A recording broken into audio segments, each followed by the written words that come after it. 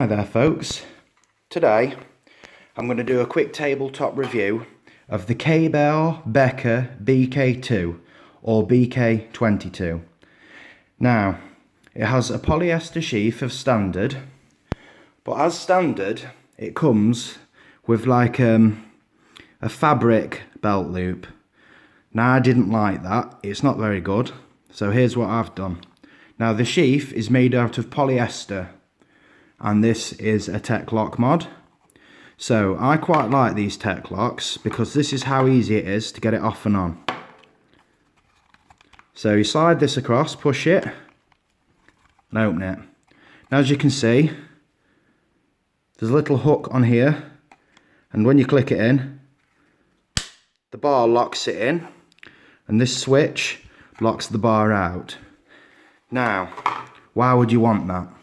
Now you'd want this in, say, a survival or camping situation. I use it for camping, but it's good because when it comes to getting into bed, you can quite simply just take this off, press it in, and just put your knife in front of you, maybe where you sleep, say.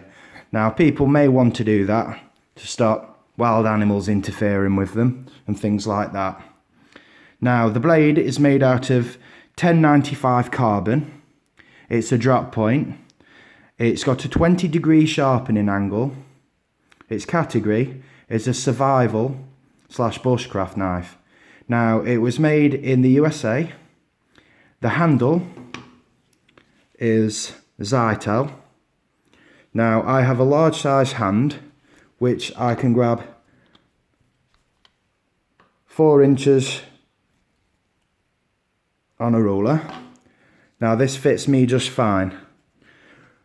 I would say this will stretch up to an extra large because it will push in here.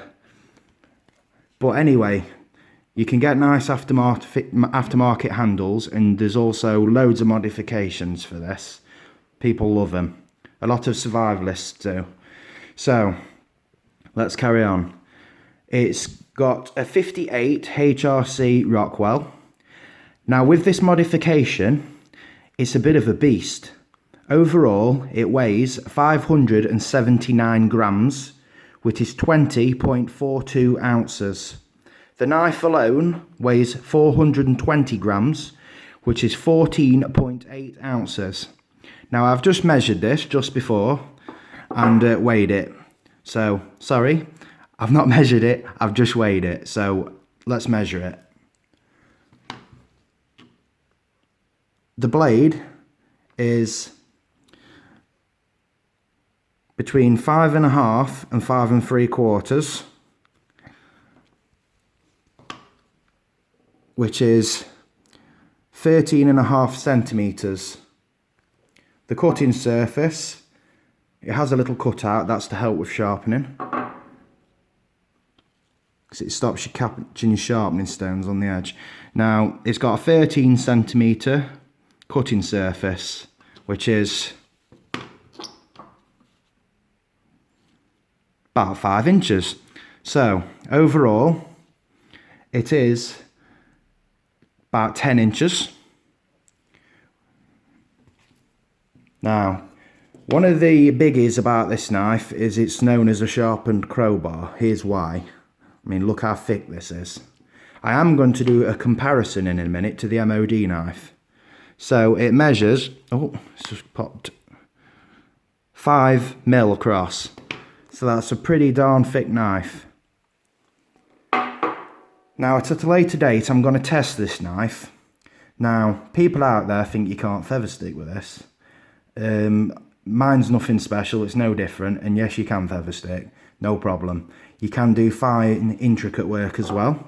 I've carved tent pegs and stuff. Now you can choke up 2 inches onto this blade, so I've got 2 inches of a working choked up blade here, so there's no reason at all why I can't do fine tasks with this. I would say it would be slightly harder to prep game with it. Now as a rule you're not really supposed to use carbon, people opt for stainless, and as well you will need to oil this. I personally use GT85 because it's cheap and it has a PTFE seal. So now I've measured it, I'm going to just compare it to the MOD knife, because I paid £72 for this, which is a heck of a bargain. Now I got that from Chatsworth Country Fair, but I have just looked on knivesandtools.com, and you'd pay £105, which is 134 US dollars. Now this Tek mod, I will have a little look for it, but there's a couple of different designs of these. There's this model, and there's also this one. Now, I have no problems with either. This one on the BK is a little bit better though. Now this opens slightly different. This is the real steel too. I'm going to show you this at another date. And then you just detent that in. So, click it in, that's like your lockout. So this is a bit less quality, but still it's solid. I've battered it. I've really battered these and there's nothing wrong with them. So, let's compare it to the MOD knife. As you see, I've tested this. Quite harsh on some logs. I could put that through massive logs because it really is one heck of a knife. So, here's a side by side. Now, the difference is 1 3/4 inches, which is 4.5 centimeters, 45mm.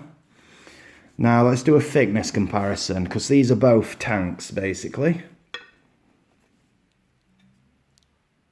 As you can see, the MOD knife has the edge, has the drop on it.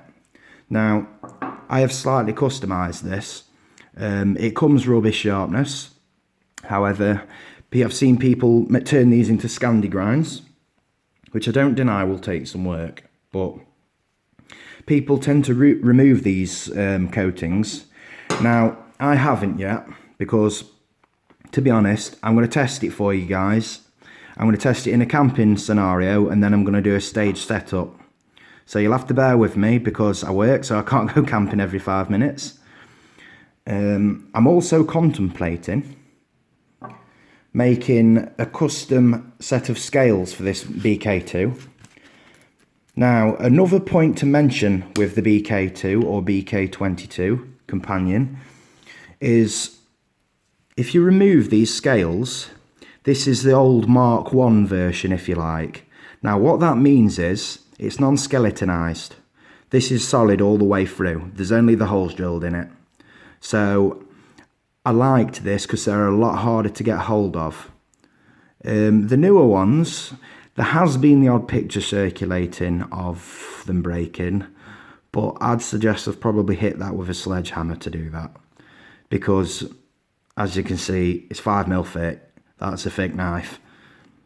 You can get aftermarket handles for these, but I did start making some, and I ran out of Dremel bits, and I'm not happy with the material. I started making them out of a bamboo chopping board, because bamboo, as you know, is a hard grass, and yeah, it's a good material. But I love this, so I'm going to put a bit more effort in. I've seen some marble effect handles, ivory effect handles, and so on and so forth, but I'm tempted to make my own, because as you can see, it's not a hard shape. Another mod people like to do is on the scales, remove the scales, cut it across here, exposing a pommel, so they've got a pommel to smash things with.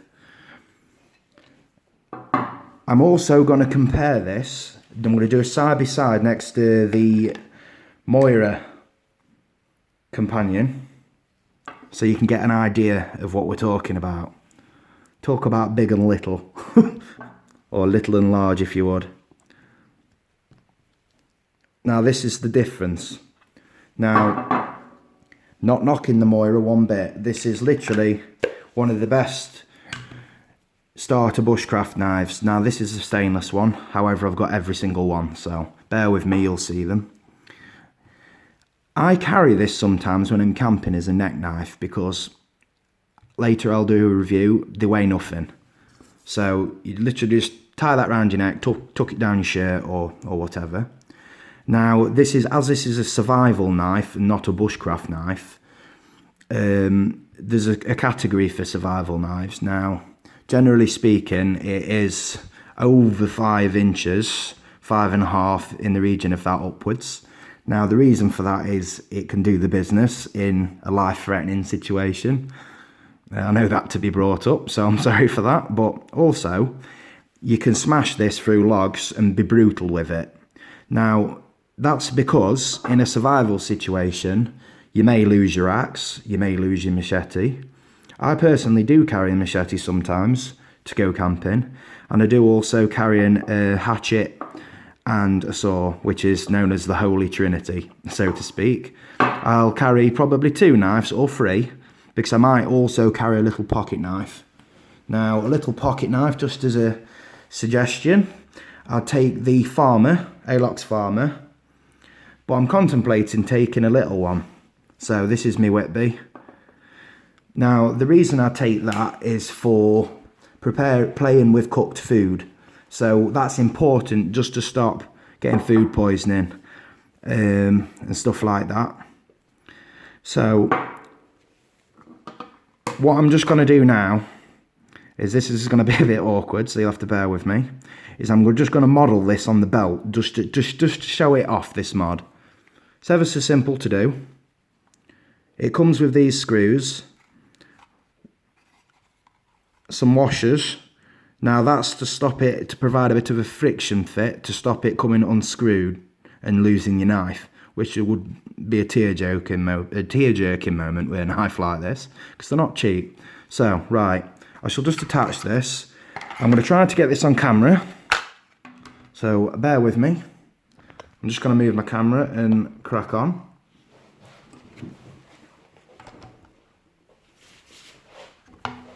So I'm just going to adjust this camera just a little bit more. I don't have a cameraman. So you push it through, like so. Click, then push the switch over. Now, as you can see, there's not much play, there's a bit of a rock in it. As you can see, that's a much better way of having a knife, because that's how easy it is to get it off.